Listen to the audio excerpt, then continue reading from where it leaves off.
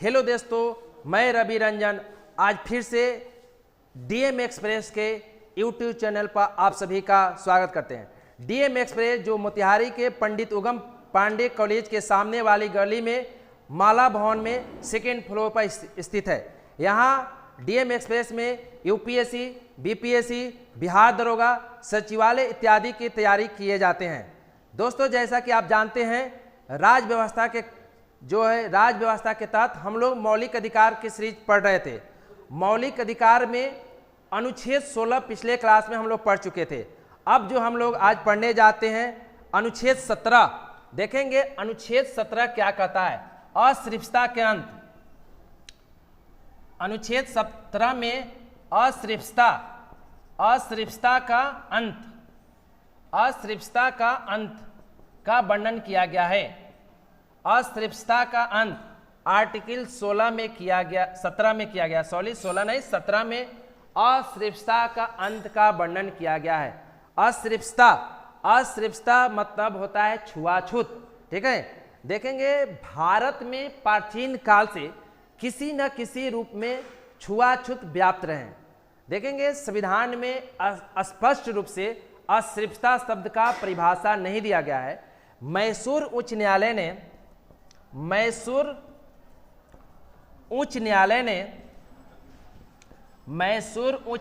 ने अपने फैसले में अस्पृश्यता शब्द को परिभाषित किया। फिर से सुनेंगे, संविधान में अस्पृश्यता शब्द का स्पष्ट व्याख्या नहीं किया गया है, परिभाषित नहीं किया गया है। मैसूर उच्च न्यायालय ने अपने फैसले में अस्पृश्यता शब्द को परिभाषित किया। मैसूर उच्च न्यायालय ने कहा कि अस्पृश्यता वे सामाजिक कुरीतियां हैं जो हमारे समाज में प्राचीन काल से जाति व्यवस्था के रूप में कायम है, जो कि पीढ़ी दर पीढ़ी चलते आ रहे हैं।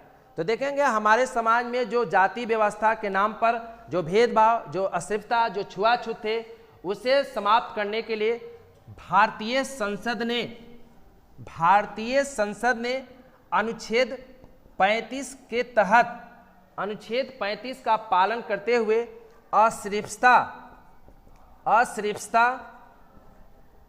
निवारण अधिनियम 1955 पारित किया।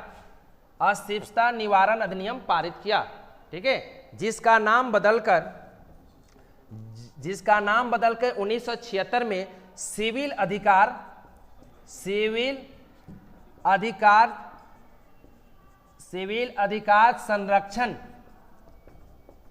अधिकार संरक्षण अधिनियम कर दिया गया।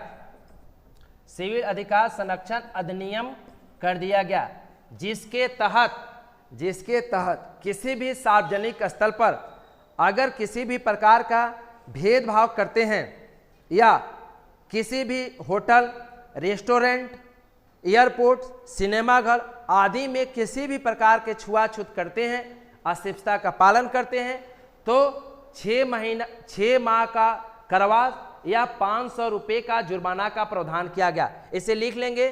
भारतीय संसद ने अस्पृश्यता निवारण अधिनियम 1955 पारित किया, जिसका नाम बदलकर 1976 में सिविल अधिकार संरक्षण अधिनियम कर दिया गया, जिसके तहत किसी भी सार्वजनिक स्थल पर या पूजा स्थल पर, धार्मिक स्थल पर किसी भी प्रकार का छुआछूत करते हैं, किसी भी प्रकार का भेदभाव करते हैं, तो दंड का प्रावधान किया गया।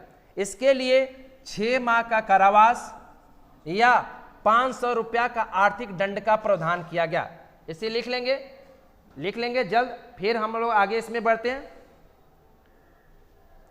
देखेंगे 1989 में फिर से सरकार ने इसमें संशोधन करता है। 1989 में अनुसूचित जाति 1989 में अनुसूचित जाति, अनुसूचित जनजाति उत्पीड़न,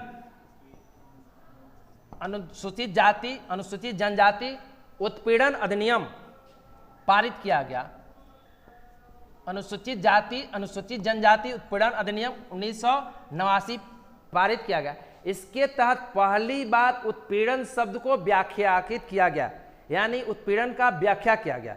इसके तहत अगर कोई पिछड़ा वर्ग या समान वर्ग का लोग अनुसूचित जाति जनजाति के साथ किसी भी प्रकार का भेदभाव करता है तो उसे उत्पीड़न शब्द के अंतर्गत रखा गया है। इसके तहत किसी का मूछ मुड़वाना, उसके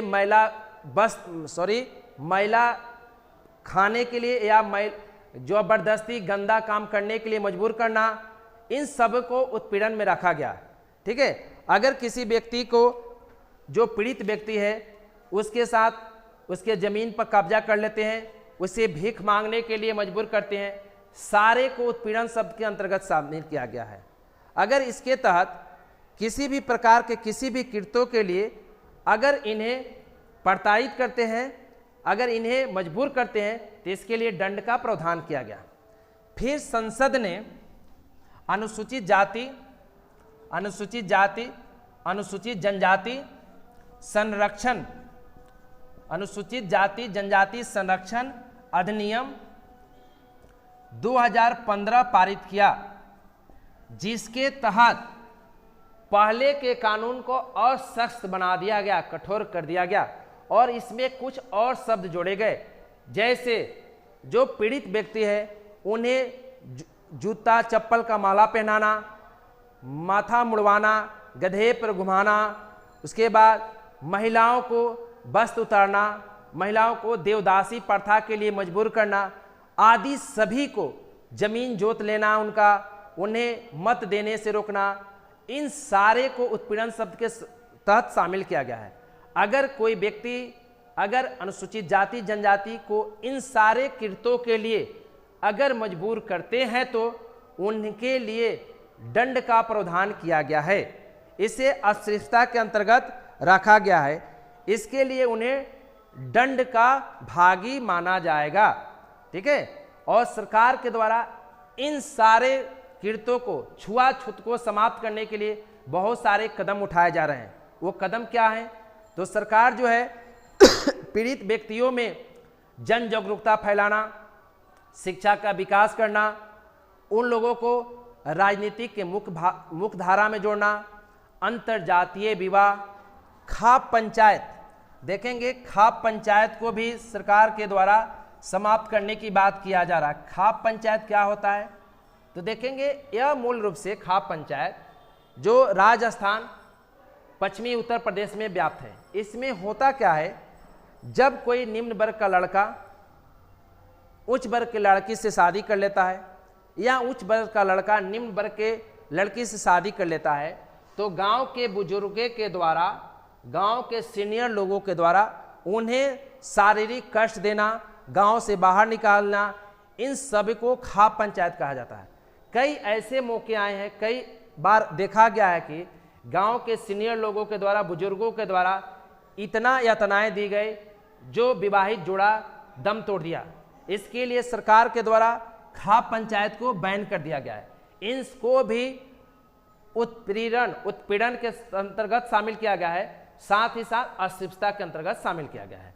तो इस प्रकार से अनुच्छेद 17 अस्पृश्यता के अंत की बात कहता है, जिसे आपको विभिन्न सारे एक्ट के माध्यम से आपको बता चुके हैं।